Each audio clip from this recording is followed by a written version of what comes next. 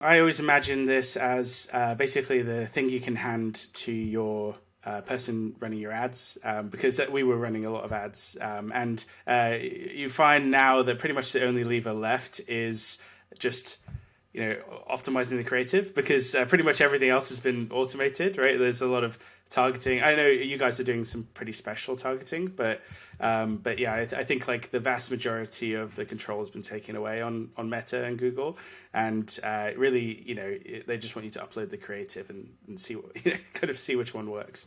So this was really a reaction to that taking away of control, because if you don't like if you're using these tools to the effect, like if you're using all the kind of automatic optimization you get from Meta and Google, you don't actually get to split test anything anymore either.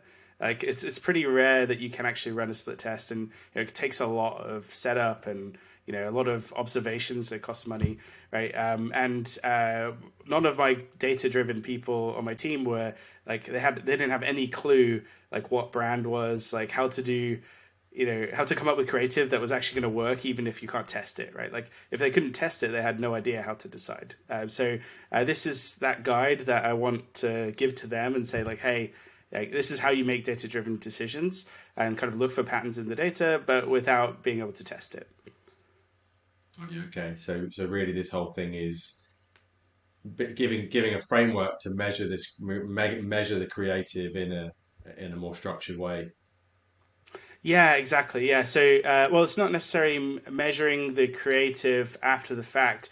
It's more kind of deciding what creative to use in the first place. Because I think, like, attribution is a whole other topic that we could probably talk all I was day going to about. say, let's leave that Yeah, lid closed for now. yeah, that's a hairy topic. But yeah, I think how do you know what creative to run in your first campaign, right?